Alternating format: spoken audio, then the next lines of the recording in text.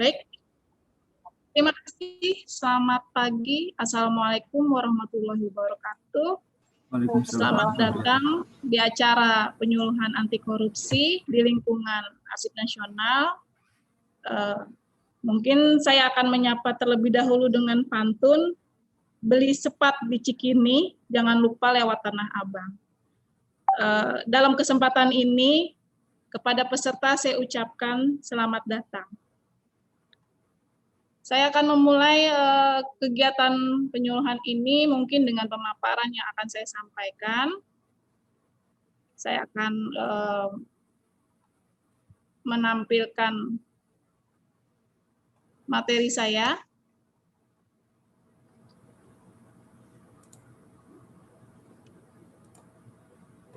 Baik, kepada Bapak Ibu sekalian, perkenalkan nama saya Weni Haryani. Saya bekerja di Arsip Nasional, di unit inspektorat sebagai auditor. Yang akan saya sampaikan adalah materi terkait anti korupsi, di mana di negara kita, bahkan di seluruh penjuru dunia pun, yang namanya korupsi itu pasti ada. Nah, kalau dilihat dari pengertian korupsi itu sendiri, korupsi berasal dari bahasa Latin, yaitu corruptio, di mana artinya itu adalah busuk, rusak, menggoyahkan, memutarbalikkan fakta, menyogok. Nah, ini mungkin tidak asing lagi di dalam kehidupan sehari-hari, pasti ada, baik di dalam lingkungan kita bermasyarakat pun juga ada, bahkan di lingkungan kita tempat kita bekerja. Nah, faktor-faktor penyebab korupsi itu apa? Sebenarnya dilihat kembali. Faktor-faktor penyebab dari korupsi itu ada corruption by need, corruption by greed, corruption by opportunities, dan corruption by exposure. Nah, corruption by need ini apa? Corruption by need itu adalah disebabkan karena keinginan atau bagaimana memenuhi keinginan atau kebutuhan dalam keseharian yang sebenarnya tuh dia tidak bisa capai. Mungkin gajinya nggak cukup, sehingga tidak bisa memenuhi kehidupannya. Ya, intinya corruption by need ini dilihat dari niat dan perilaku. Lalu di sini ada juga corruption by greed, di mana dilakukan karena adanya sifat keserakahan yang memang dia tuh biasa hidup bermewah-mewah, sehingga untuk memenuhi kebutuhannya itu diperlukan biaya yang banyak, padahal gajinya misalnya nggak cukup gitu kan. Dan walaupun gajinya besar pun ya tetap dia merasakan tidak cukup. Nah, itu corruption by greed. Kalau corruption by opportunities, ini dilihat lagi korupsi terjadi dengan adanya pertemuan niat dan kesempatan. Berarti ada niatnya, lalu ada kesempatannya. Kalau corruption by exposure, yaitu korupsi tercipta karena adanya tekanan. Misalnya tekanan dari pimpinan yang memang dia memiliki keinginan yang harus dipenuhi sehingga dia menekan bawahannya untuk melakukan suatu niatan untuk melakukan penyimpangan. Lalu dampak dari korupsi itu apa? Korupsi itu memiliki dampak yang sangat luas, terutama di struktur pemerintahan, karena kita bekerja di lingkungan pemerintahan. Dengan dampak korupsi ini sebenarnya akan menyebabkan terjadinya kerugian negara yang sebenarnya juga bisa melanggar aturan atau hak-hak sosial dan ekonomi masyarakat karena akan mempengaruhi. Ini kalau dilihat di sini menurut United Nations Convention Against Corruption, Undang-Undang Nomor 7 Tahun 2006, itu dampaknya bisa merusak pasar, harga dan persaingan usaha, lalu meruntuhkan hukum, menurunkan kualitas hidup dan atau pembangunan yang berkelanjutan, merusak proses demokrasi, pelanggaran hak asasi manusia, menyebabkan kejahatan lain itu berkembang. Itu dampak dari korupsi.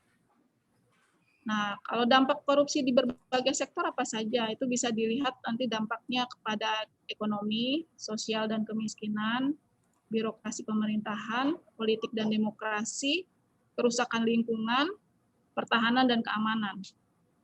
Nah, ini sangat berpengaruh sekali dampak ini di berbagai sektor. Jadi upaya kita untuk melakukan penyuluhan anti korupsi ini untuk kedepannya bisa lebih baik. Nah, ini dari kasus-kasus yang tadi itu sebenarnya kita bisa melakukan upaya pencegahan dengan cara menentang korupsi. Dengan cara apa?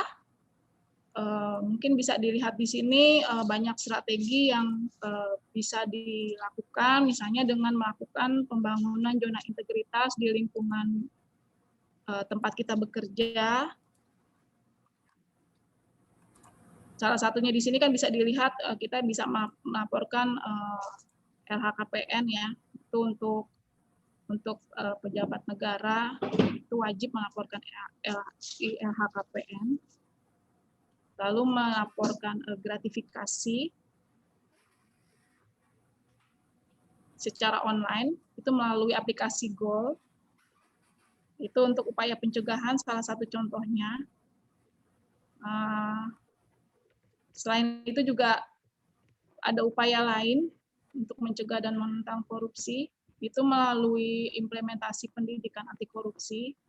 Ini biasanya ada di sekolah-sekolah atau di universitas yang sudah mulai menyadari bahwa penting pendidikan anti korupsi.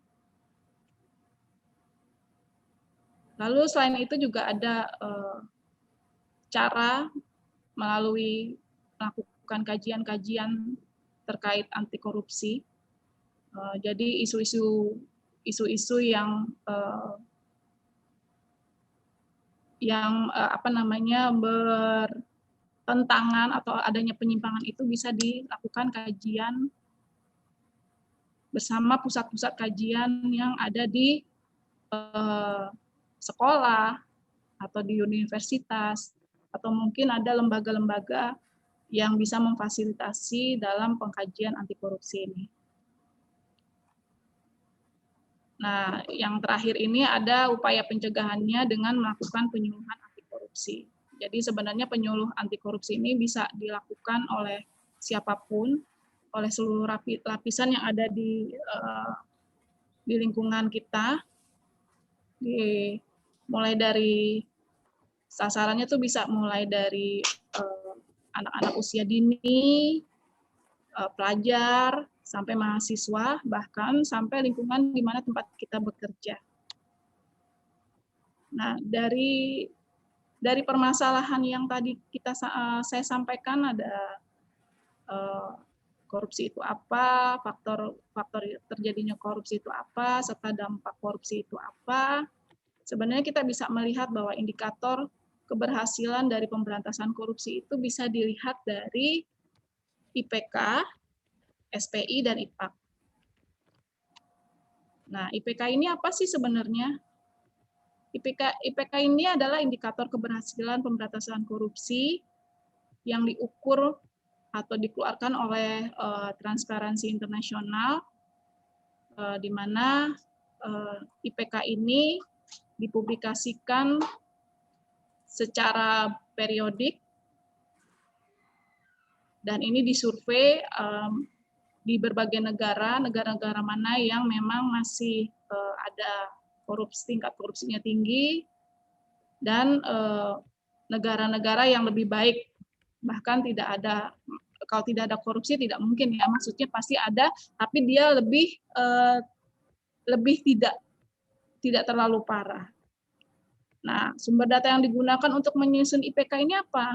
Nah, di sini ada harus dinilai misalnya efektivitas pencegahan dan pemberantasannya, lalu akuntabilitas dana publik, audit independen, rekrutmen, nah peradilan independen, suap untuk mendapatkan kontrak dan layanan publik.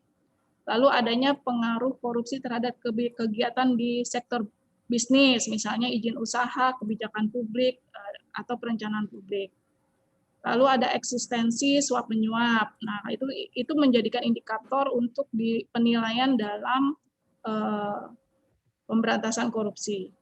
Lalu dilihat lagi nih untuk yang poin 5, korupsi di pemimpin publik dan PNS serta persepsi korupsi terhadap lembaga publik. Ini dilihat lagi apakah masih ada atau tidak gitu kan.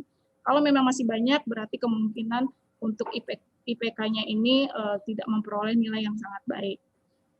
Lalu ada permintaan suap terkait izin, entah izin ekspor, impor, terkait kontrol perdagangan, penilaian pajak, jasa keamanan, dan kredit.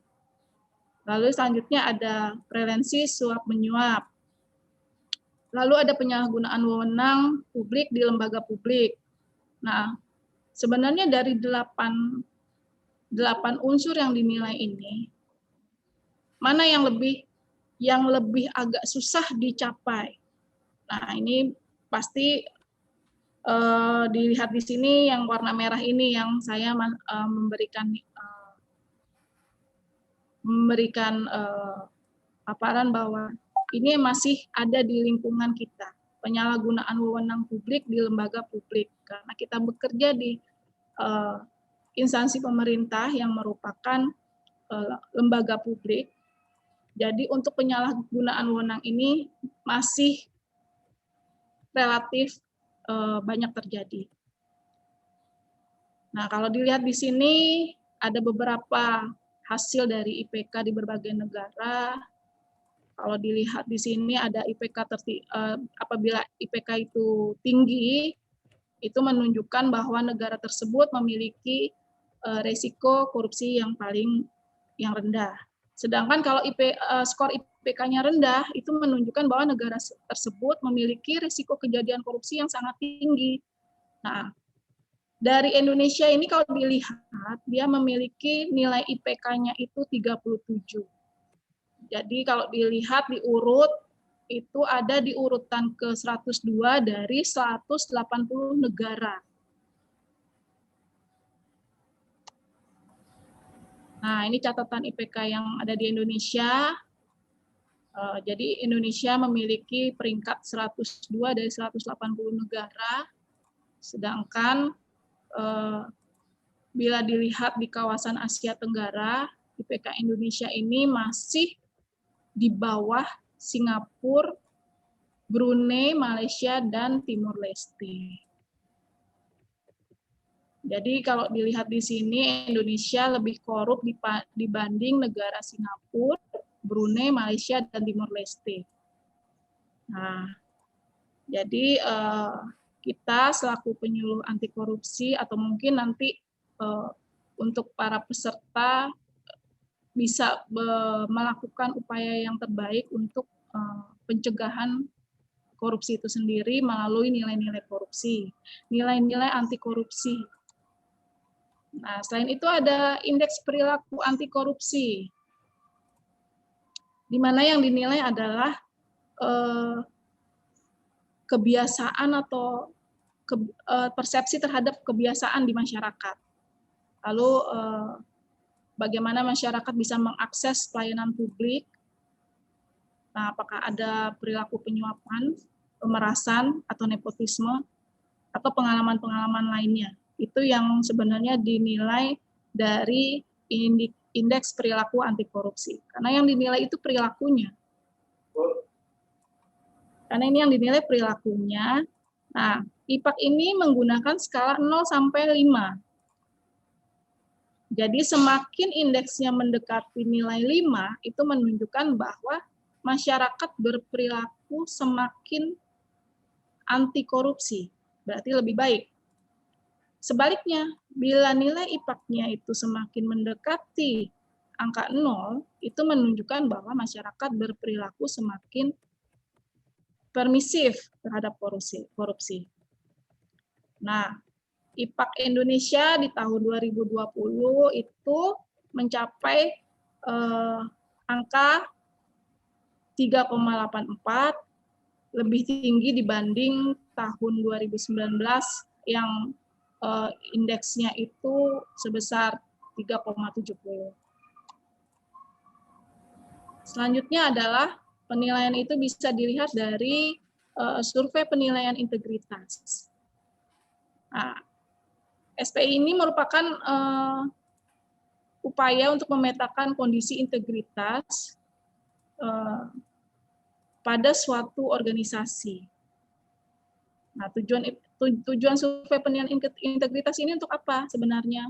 Kita melihat untuk memetakan risiko korupsi seperti adanya suap, gratifikasi dalam pemberian layanan masyarakat, lalu adanya penggelembungan anggaran, terus adanya nepotisme, ada suap dalam perekrutan pegawai, ada jual beli jabatan, sampai dengan rekayasa dalam pengadaan barang dan jasa.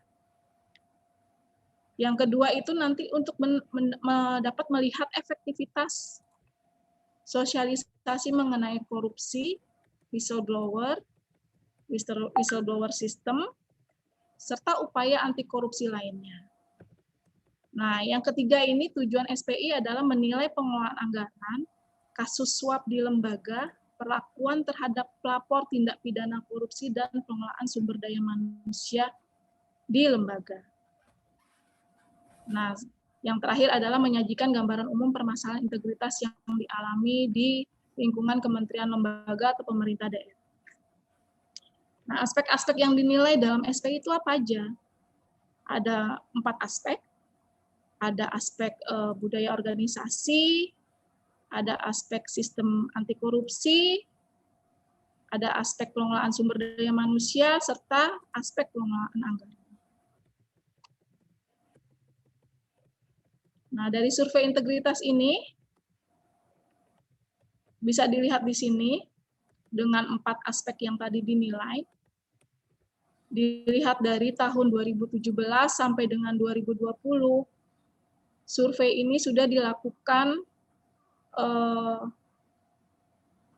dari tahun ke tahun ada peningkatan, terutama di kementerian lembaga. Karena di 2017 itu ada 6 kementerian lembaga yang dilakukan survei penilaian integritas.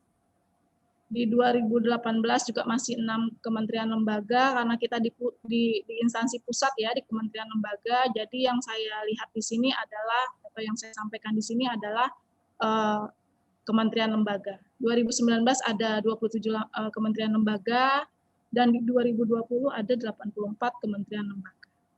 Nah, indeks SPI ini skalanya 0 sampai 100. Di 2017 kita mendapat kementerian lembaga mendapat indeks SPI 66. Ini secara keseluruhan ya, secara keseluruhan. Lalu di 2018 mendapat nilai 68, dan di 2019 kita mendapat indeks 76. Bu Eni, waktu tinggal 2 menit lagi. Oke. Untuk dari negara-negara yang IPK-nya tinggi ada Denmark, Selandia Baru, dan Finlandia. Ini kita skip aja. Tujuan akhir pemberantasan korupsi itu sebenarnya untuk apa? Sebenarnya untuk melindungi seluruh masyarakat Indonesia, untuk memajukan kesejahteraan bagi kehidupan berbangsa dan bernegara. Itu yang saya bisa sampaikan, semoga dapat bermanfaat buat Bapak Ibu sekalian. Saya ucapkan terima kasih. Assalamualaikum warahmatullahi wabarakatuh. Waalaikumsalam warahmatullahi wabarakatuh. Terima kasih Bu Eni sudah memaparkan topik anti korupsi yang harus menjadi perhatian kita. Mohon maaf, ada yang suara masuk ini, mohon bisa di mute dulu. Mbak Naomi bisa di mute dulu.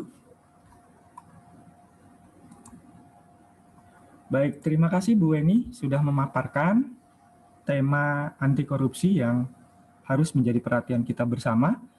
Bagi rekan-rekan yang saat ini masuk sebagai CPNS tentu mempunyai berbagai macam ekspektasi. Kita harap melalui pembekalan anti korupsi ini bisa menginspirasi, bisa mendorong peran rekan-rekan untuk menjadi ASN PNS yang berkontribusi bagi pencegahan pemberantasan korupsi di lingkungan ANRI. Terima kasih Bu Weni, saya stop untuk recordingnya, untuk nanti akan dilanjutkan pemaparan atau penyuluhannya oleh Ibu Dania.